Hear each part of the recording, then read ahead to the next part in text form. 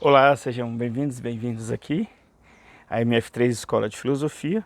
Max Weber, essa referência na área das ciências sociais. Rapidamente, o seu trabalho está em torno da história, da sociologia, da metodologia rigorosa nas ciências sociais, um pouco da economia e da política. É uma referência do século XIX e do século XX e tem influências até hoje. As suas teorias vão exatamente pensar o fenômeno social e, se a gente for pensar o contexto que ele está elaborando suas ideias, sem dúvida é o desafio de pensar o que é o capitalismo e de pensar uma nova ciência que dê conta, digamos assim, de compreender o fenômeno social.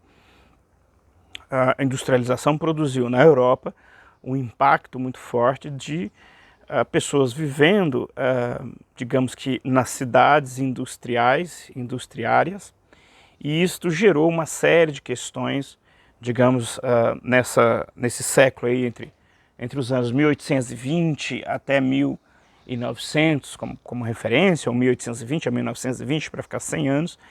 Esse é um período que a industrialização modificou não só o modo de produção, mas modificou o modo social das pessoas viverem.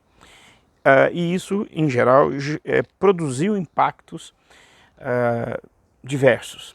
Podemos pensar assim que surgiu a situação de crianças, digamos, sem pais ou vivendo em situação de rua. Eu lembro aqui que congregações católicas, por exemplo, como os Salesianos de Dom Bosco, surgem na região de Turim, exatamente com o padre Dom Bosco acolhendo crianças que começaram a ter uma vida que hoje nós chamaríamos de socialmente marginalizada, em situação de rua e outras questões mais.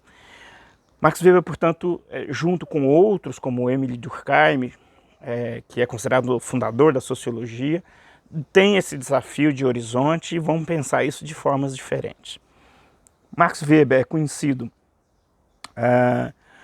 por ser aquele que fala da relação entre que a ética religiosa, a ética protestante, teria uma relação quase que de manutenção do modelo de funcionamento do capitalismo.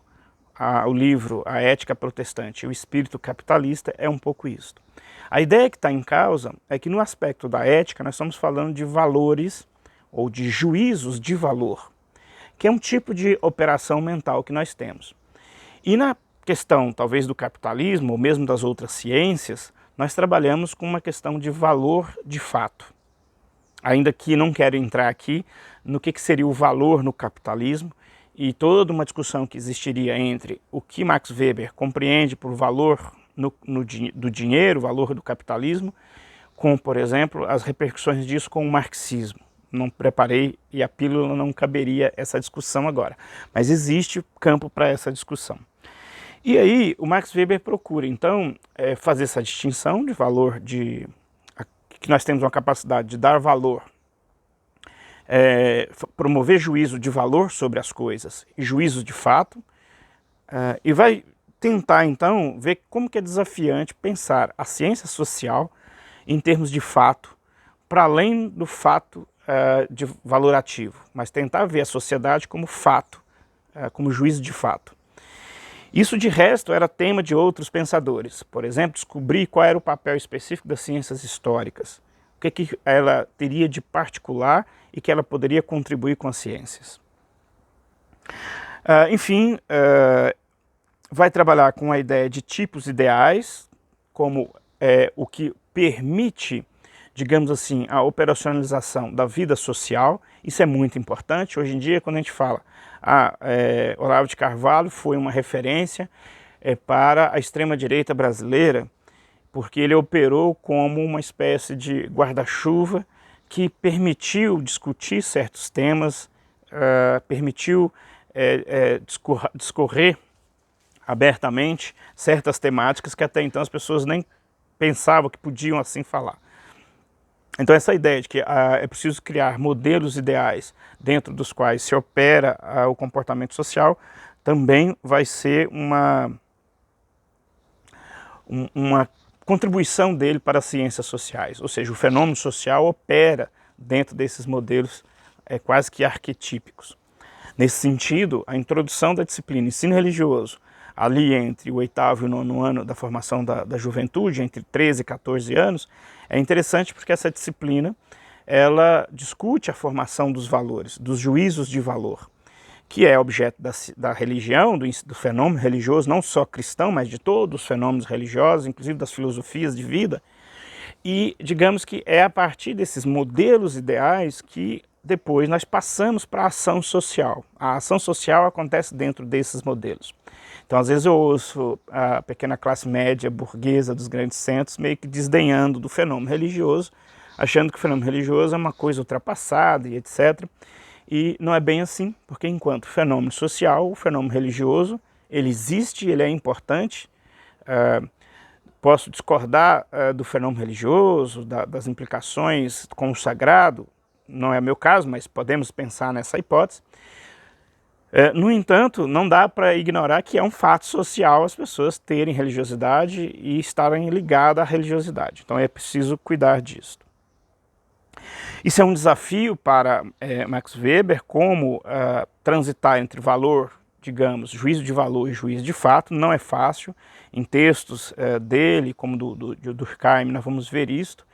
Como que o valor, o juízo de valor, valor moral, valor estético, tem mais força do que as outras tentativas científicas. A tendência de pegarmos um juízo de valor, ou um juízo estético, um juízo de gosto, e colocarmos sobre um juízo de fato, e queremos dizer que o juízo de fato é juízo de fato, é o que mais ocorre na sociedade, é o que mais fazemos. Continuando, então, procurando essa especificidade das ciências, né, históricos sociais, ele trabalha com essa questão a importância de pensar essa interação entre juízo de fato e juízo de valor. Para finalizar, uma das suas contribuições nessas pílulas aqui, ele vai dizer que a razão moderna, a razão do mundo contemporâneo, do mundo industrial, produziu uma espécie de desencantamento do mundo. Quando a ciência prometeu desvendar todos os meandros do mundo e uma postura, sobretudo a postura do capitalismo, que encara a vida, que encara as coisas como objetos a serem possuídos, dominados e, portanto, extraído um uso, um valor dessas coisas, e a ética protestante, me parece que nesse sentido contribuiu bastante com isso, de tornar tudo utilitarista, aqui fazendo resumos muito grandes e às vezes até precisaria retomar o assunto, já que ele gera polêmica, mas aqui em linhas muito gerais, essa sociedade, portanto, acabou matando a dimensão do sagrado, matando as relações que poderíamos ter com o meio onde nós vivemos, numa perspectiva de respeito, numa perspectiva não de mero uso e de uma coisificação de tudo que está à nossa volta, e enquanto coisa, portanto, sem um aspecto do sagrado, mas coisas que serão traduzidas em relações e funções capitalistas. Os meios técnicos foi avançando e permitindo esse domínio das coisas em função de uso, de uma utilidade, e, portanto, isso gera aquilo que lá no Nietzsche é traduzido de modo muito icônico, né, bem caricato, com a ideia de morte de Deus. Morte de Deus, lá em Nietzsche, e que pode ser verificado em Max Weber com outra linguagem, é exatamente o desencantamento do mundo. Desencantamento do mundo que gera uma série de consequências. Sobretudo, pensando nos dias de hoje, consequências ecológicas. Quando nós tratamos a natureza, a terra, a floresta, a fauna, a flora e a fauna, que está aqui uma parte visível ao fundo, a fauna, né? Quando nós tratamos isso aqui de um ponto de vista utilitário, se isso não tem uso para o meu interesse de ganho capitalista, eu vou achar isso desnecessário e simplesmente eu posso varrer isso do mapa. verificou-se que isso gerou crises ecológicas sucessivas e crises sociais, gerando pelo menos a Primeira e a Segunda Guerra Mundial, em outros comentadores sobre o tema. Pílulas ficam por aqui, sobre Max Weber é um pouco as ideias dele, até um próximo assunto que mais ou menos aqui no meu roteiro eu já poderia adiantar aqui um pouco, vou arriscar aqui adiantar a minha lista, e vamos passar um pouco para o pragmatismo, especialmente da figura de Charles Sanders Peirce, que é uma figura extremamente importante para a história do conhecimento e nesse roteiro que estamos fazendo. Sempre lembrando que a gente está dando saltos e aglomerações que são meramente didáticas, mas que visa oferecer um mega repertório. Um mega repertório não, mas um repertório que tem uma